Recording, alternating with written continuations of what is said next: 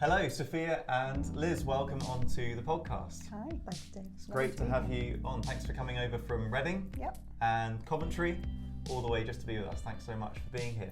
Now, Sophia, I met you in Coventry, a couple of months ago? Yeah, I think it must be. So I was in a church in Coventry, did a talk, and then there was someone just really hogging the Q&A time.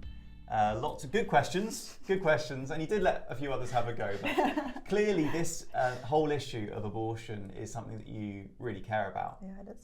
Very much so. And we got chatting a bit afterwards, didn't we? And you shared just a snippet of why that is, why this issue is so especially important to you, and we're going to be hearing about that today. So thanks so much for coming down. Just tell us, so you and I spoke a bit about this, but why do you care about this issue? I don't think I quite knew why I cared about it so much until I thought properly about my mum's story, because it always just has rattled me in a way that other things haven't so much, and really made me emotional. So I struggled to sit through the presentation just because of the sheer emotion that it brought up. And I think a large part of that is because I have a brother who very well might not have existed if God had not just had his hand so clearly on my mum's life. If that had been today, it very likely would have gone very differently. And so I'm so happy that my brother's alive, that that we have this story, that our entire lives have been impacted by it, and it's gone further than that. You know, it's impacted lots of other families as well. So I think that just has been a part of my life in a way that has impacted the way I think about abortion. Yeah. So this brother of yours, this is a long lost brother that you met for the first time. How long ago? 4 years. 4 years ago, this month. Yeah. Amazing. So he's 47 now? That's right. So all this time you've known about him, and as you say, he very nearly didn't make it to where he is today. And indeed, you may not have been here as well. Well, exactly. I don't think I would have been. I really don't. Yeah, it would have gone so differently. So I probably wouldn't be here. Yeah. Amazing. Well, look, let's dive straight into this story. I really want to. I've heard a few bits, but I haven't heard the whole thing. So, Liz, thanks so much for joining us. So you know each other, don't you? A little bit. Marginally. Yeah. So mother and daughter. Mother and daughter. That's right. Yeah. She's my number 5 baby. That's right. And Sophia shared a bit with me, but really a lot of it is your story, isn't it? So can you just bring us right back to the beginning? Where does this story begin? And I mean, you're a Christian now. Have you always been a Christian? I have not always been a Christian. No, it was the whole of this actually that brought me to the Lord. And Sophia saying that she might not have been here. If I hadn't have gone through all of this, I would have gone a very different way and might never have become a Christian. And I might never have met my husband in the church that I met him in. So things would have been very different. Yes, Sophia wouldn't have been here. Wow. Well, look, take us through from, say, when did it all begin? So you were pregnant, aged 16 with the son we've been talking about, the 47-year-old today. Yeah, that's right. That's right. Right. So tell us about that. Right. Okay. I was in a school where I'd come back from Africa, and when I came back from Africa, where I was brought up for my first few years, we'd been very happy there. But coming back into this country, myself and my older sister didn't settle very quickly. I've got a learning difficulty, and I didn't settle very well into school. And to cut a long story short there, I ended up being a very miserable teenager. My parents weren't happy. I was an unbeliever. In fact, I was very anti-religion. I saw religion as being something that divided the world and caused wars. And I was very taken up with social things. I didn't like animals being hurt, and things I heard about climate change, actually, even then, I didn't like. So I was actually a very angry, very upset teenager. What did you call the Christians that you knew? What, an anemic lot of non-entities. Yeah, I always liked that one. Right, and colourless. Yeah. Yes, I didn't like the Christian groups that I could see around. I thought they were just crazy. So I was an angry, upset, depressed teenager. My mother had taken me off for yoga lessons and various things to try and make me a bit happier. and I was on tranquilizers as a youngster. So basically, I used to spend quite a lot of time just sitting in the corridors on the floor, a bit hippie-like in those days, not joining in very much, not really socializing other than on the hockey field. That was my only space really, was sport, because I loved sport. That was where I was happy. But other than that, I'd be sitting in the corridors, and one day just a boy came along and came sat next to me, and he and I became friends. I mean, really friends. He made me laugh, and he liked sport, and he liked going out on bikes and walking dogs and lots of things I liked. And we became friends. We became very close friends. And so the next couple of years, 3-4 years, we were in each other's company all the time. And as one thing leads to another, it wasn't what we wanted, because actually I was from a very moral family, and I knew that sex before marriage wasn't a good thing, not from a Christian point of view, just from a normal family setup. Parents needed to be with their children in a proper setup, and I felt that strongly. Didn't want to go the way of sleeping around, thought it was wrong, and neither did my boyfriend, Nick. But hormones took over, and I ended up pregnant at 16. So there I was. That was probably 1974, around the beginning of April, something like that, though it didn't impact on us what was happening really. It was our O-level year. We were studying. I wasn't studying very hard because I didn't work hard at school, couldn't see the point. But a few months went by, and then we realised actually something was happening. And then when we realised, it was right when we were doing our exams, and our reaction to it was upset, anger.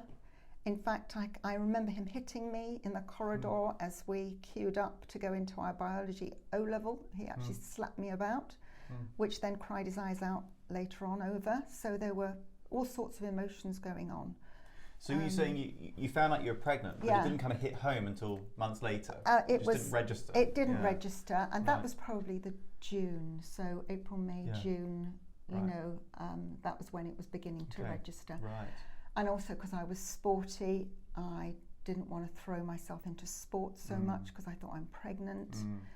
And in fact, it's strange really, the day I ran the 100 metres final in our school sports, I knew I was pregnant, and I knew I couldn't go for it as hard as I would normally because it might hurt the baby. I think that was one of the first times that actually impacted on me.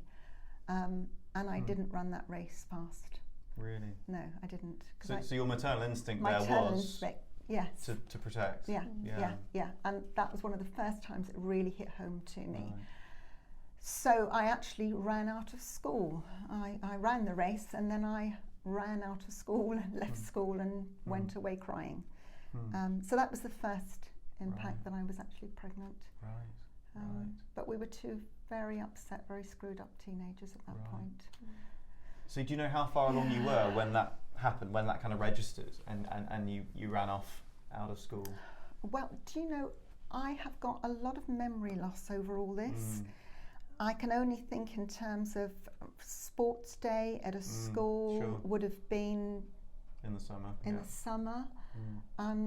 I probably conceived in the April. Right. So that whole time was just a blur, wasn't it? And there's blank patches because of the trauma that followed. Understandable. So what happened next? So the father of the child obviously had that outburst of anger. Yeah. After that, what was his reaction? Was he keen to be a father? Was he wanting to get away from it? What was happening? We were really numb, really numb, and he didn't know. He didn't want to get away from me. When we actually, down the line a bit here, told our parents, I can remember us sitting in a room, and we were sort of sat in 2 dining room chairs. It was horrible. With both sets of parents in the room with us, and my father saying, I'm going to kick this off. We are not making these 2 get married. I'm going to say that right from the beginning. These 2 are not going to be made to get married. They're 16, Mick was younger than me, and then we're not going to make them get married. We're not going to make them this ruin their lives. That's what my father kicked off with. We were both like lambs to the slaughter. We were really thrown by it. Without going into detail, it was a bit of a surprise because we didn't get that close. So you can get pregnant without getting that close. So it was a bit of a shock. The parents sort of numbed us. So we were sitting there, and I really don't remember saying a word on that occasion, and I don't think Mick did either. I think we were heads down, we were ashamed, we were upset, we didn't know what to do. No, Mick was with me. He wasn't running away, but anger was certainly something that he did, and he'd never knocked me about before, and all of a sudden he was knocking me about. But then very tearful afterwards. So what came out of that meeting then with the two sets of parents? Was there a decision made? No, there wasn't. And Mick's parents called me a slut. As far as they was concerned, it was all my fault. I'd led him astray. They really wanted nothing to do with me. So I don't know what outcome there was from that. I know abortion was mentioned, right. But I don't know whether they made a decision. No, we actually don't know what the outcome was. Okay. Of that. So this was 74. This was therefore about 7 years after the Abortion Act was passed. So abortion had become a sort of legal possibility, and you maybe mentioned in that conversation. When did that become part of the picture? Right. For you? I went off I'd started a training to be a beauty therapist in London, and I knew that I couldn't continue that without telling my parents what was happening. So I told them I was pregnant, and I don't know if it was that day or the day afterwards. My father went to work, and he said, his boss said to him, "Whatever's the matter, Don?" And he said, "I've heard today that my daughter is pregnant." And his boss, Dave, said, "What can I do? I'll help you out."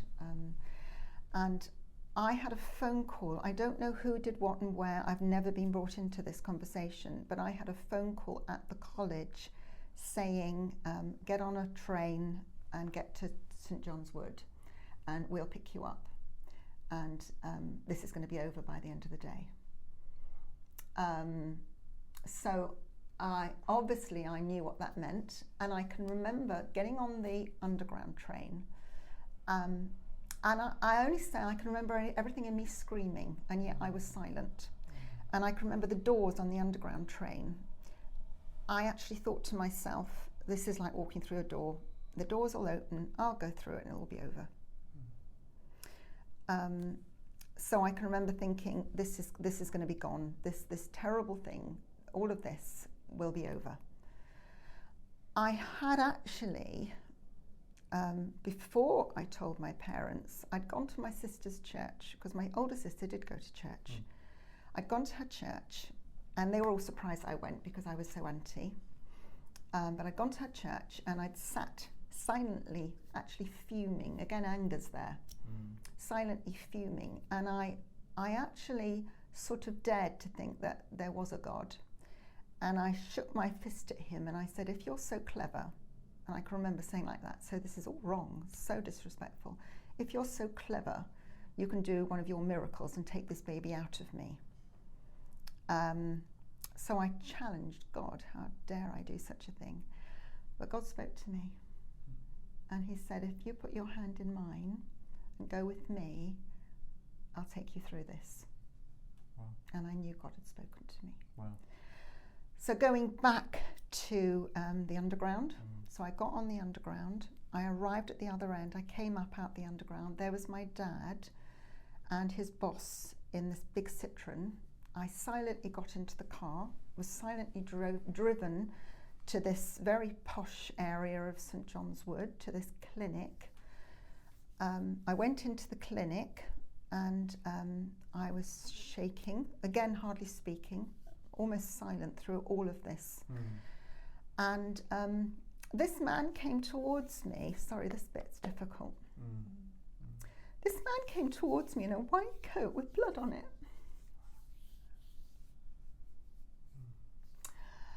And I was taken off into a little room, and I was examined. Now, I hadn't had relationships like they all thought I had. And when I was examined, the man that examined me was very rude to me. And he said, "Why are you being so frigid about this? You must have enjoyed this happening." And I hadn't. And he was horrible to me. And after that happened, I went out. And then we just had to wait. And again, we sat silently waiting. And my dad's boss had sat outside in the car. He hadn't come in. And I don't know, my dad had been so silent about it. I didn't know whether he wanted it, whether my mum had asked for it, whether Mick had asked for it, his parents had asked for it. I didn't know where this had come from, and I didn't want to be there. And nobody had really asked me. I was just being overruled all the time. No one was really asking me. Anyway, they came out and they said, "We don't think that Miss Latham is mentally right for this procedure. We think it could affect her mental health. We don't want to go ahead with it." My father took me out. We got into the car. He told his boss, and there was an eruption of joy. My father, who obviously didn't want this, I don't know whether my mum had pushed him or what had gone on between them. There was an eruption of joy. He was saying, "Oh, we can go and get a pram, we can get baby clothes." And he was just, because my dad was always wanting grandchildren, he was lovely. And his boss is a Christian. He'd sat there praying this whole time.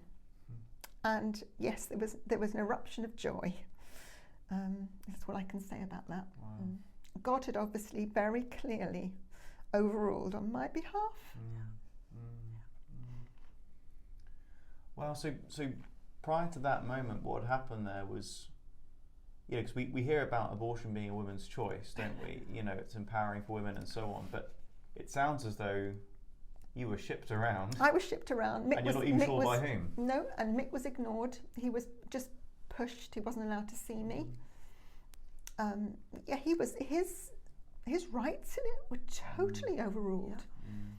Nobody ever asked him what he wanted. Wow. Nobody really asked me, and I was so ashamed because I knew I'd upset my parents so much. I knew I'd broken their hearts, and I loved them. And I just wanted to be a good girl and do what I was told. And I wasn't protecting my baby. As much as what we said about me running the race, I wanted to protect my baby.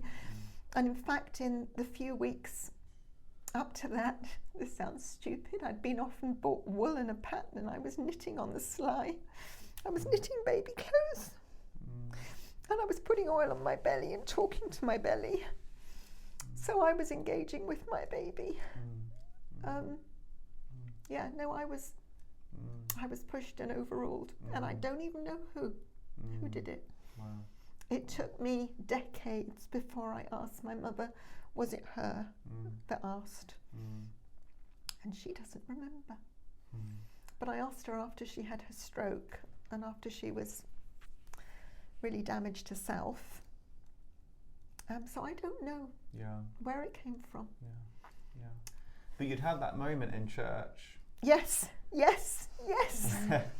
Where the Lord said, "Put your hand in mine. Yes. I'll take you through this." Yes. And I don't know about back then, but certainly today, to hear of an abortionist refusing an abortion, I mean, today that's unheard of. Yeah. Now, maybe at the time it was more common, I'm not sure.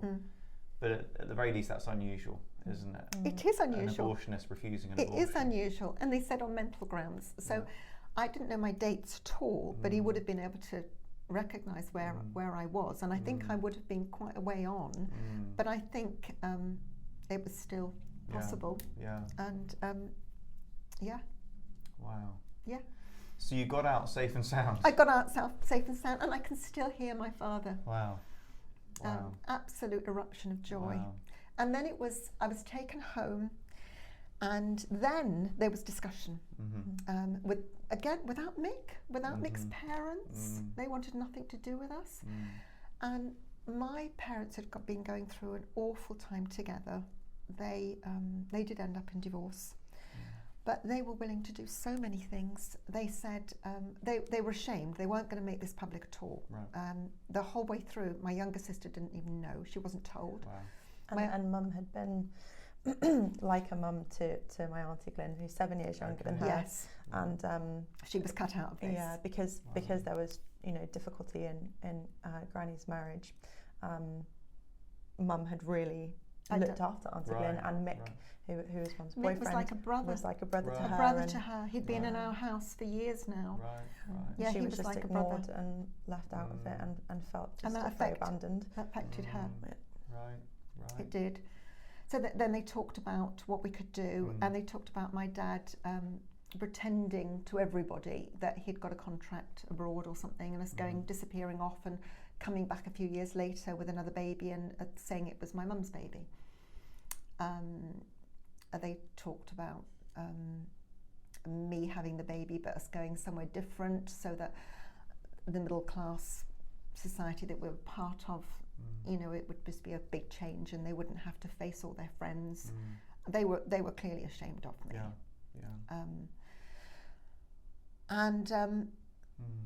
But then it was my dad's boss that changed everything, because he said, well, we'll take Elizabeth. She can come to Reading. She can live with us. We'll look after her. And that was what happened. I was taken away. Everybody thought I'd had a mental breakdown because I'd been in a bad way. So even my grandmother and my grandfather, my sister, the neighbours, everyone thought I'd gone off because I was mentally unstable and needed some sort of care. So that's where everybody thought I'd gone. So off you went with your dad's boss. My dad's boss. To live with him. To live with him and his wife, and bless them, they'd got a special needs baby, and they had just started a church. They were just wonderful. Wow. So you're now living with the anemic. What was it? A lot of non-entities. Yeah. Okay. Yes, I wasn't allowed. I came to this house. Now I was walking TV Times. I was well into music because Mick was a drummer, and he had drummed professionally since he was. He was paid to drum from when he was 10 years old. He was really good. His father was a musician, and so I was used to the whole music thing. And so I went to a house where they had no television, no music. It was just bizarre. Where this woman would clean the house in the morning, and then she'd sit on the sofa with her Bible and go silent with her Bible, and I'd sit there thinking, whatever is going on? My goodness, this is crazy. And Mick's out of the picture now, Mick or was totally, still in touch? Or? I wasn't allowed to. I used to sneak off and phone him. Phone boxes in those days, no mobiles. But I sneaked off and phoned him a couple of times, knowing I was being naughty, and I didn't want to be naughty anymore. So I felt really bad about it, but I did sneak off and phone him a couple of times. But he wasn't allowed to come see me. Right. His parents were absolutely rigid on that. I think it was basically, you have nothing to do with Elizabeth, or we'll throw you out. Right. Yeah. Wow. Okay, so you're now, getting towards delivery date, and so what? I was the elephant in the room, because nobody talked about me being pregnant. Right. My parents didn't particularly. Oh, my mum was sweet. She used to pretend she was going shopping in Hertfordshire, tear down the motorway to Reading, take me out, buy me a steak. Because having been brought up in Africa, we used to eat lots of meat, and this lovely Christian home where they would look after 70 people, students, on a Sunday and feed the whole lot with 2 chickens. Mum used to take me out and buy me a steak and then tear back down the motorway as if she'd just been shopping. She was amazing. So I was the elephant in the room. Bless Yvonne, even though she was a young woman in her 20s, she'd take me into this Christian household. Her husband was super busy in the church, and she didn't really know quite what to do with me, but she loved me. And I used to spend my time, now this is crazy, to think that the decision was being come to, that this baby was going to be adopted, and yet I would spend my time making baby clothes. I was very into sewing and knitting, and Yvonne said she could remember me on the floor cutting out little baby nighties, and I put a little drummer boy on one of the little things I made, thinking of the baby's daddy, and knitting away and producing all these clothes. But nobody really talked about the baby. I went to my hospital checkups and I kept having to do horrible things because they didn't know my dates, and I was having to fill up whole bottles of my urine for a whole day and ghastly things like that so they could try and get my dates. But I didn't go to baby classes. I didn't meet up with other women. People didn't talk about the baby. I didn't even know how to have a baby, and nobody really talked about it except for two lovely ladies in the church. And I remember one of them said, you are going to actually have a baby and you'll need to know how to do a nappy. And another one had a baby already, and she would just talk about her little baby, and those two ladies was just so lovely to me. They were precious. But when it came to having the baby, I didn't know what to do. And anyway, I was visited because the next thing at my dad's work again, another one of the people there said to him, I know this Methodist abortion people, not abortion, adoption. Adoption people that could help. And it was discussed that I should go off to some sort of unmarried women's something for the last little while and have the baby removed from me the second it was born. So that was talked about. And then this man came to see me. I think he was a Methodist minister. And I remember him coming, and he was sweet. And I remember feeling comfortable with him when he talked to me. He was lovely. And again, I hadn't moved towards God in this here. Right. I wouldn't have called myself a believer then. I was just, but he was sweet. And he said afterwards, he says, Elizabeth, I don't want this baby to be taken away from you the second it's born. That isn't right for you. I want you to stay here, have the baby with these people around you. And I want you to think about, do you really want this baby to be adopted? And I want you to look after the baby for a week. Can I just say, I don't know if this is at all relevant, but when I talk about being pro-life, people assume that I just forget about the women involved, that I'm all about the baby. And I think that can be the case for, we can get a bit obsessed if we're pro-life with protecting the life of the unborn. But in this situation, all the people that cared for my mum were interested in her. They were caring for her. They were wanting to make sure that she was protected and loved, and it's not okay that they didn't talk about the baby, but their priority was you.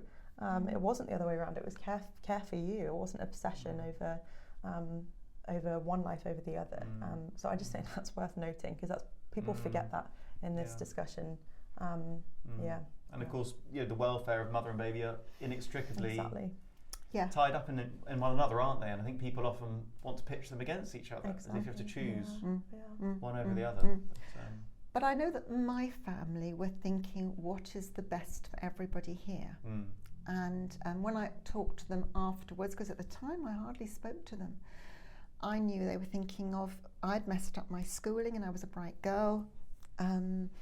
And even though I got a learning difficulty, I was still in the grammar stream of the school. They wanted me, having messed up on going to do sixth form, they wanted me into a college, they wanted me to have a career. So they were thinking of me. They loved Mick. He was part of our household, and they did. They missed him when he wasn't around anymore. He was life and soul of our household at times. He made us all laugh. And they wanted the best for the baby. I know they did, because they didn't want the baby just to, when they thought of the scenario with mum being the mother, they didn't want baby to be confused. They didn't want baby to then find out when it was 5 that well, the one that they thought was his sister was actually his mother, and they didn't think that was good for him. So they were thinking of baby. Brilliant. Wow. Hello, Simon. Hello. Hi, it's great to see you. Thanks for calling in. Where are you calling in from? I'm in Denmark, Jutland.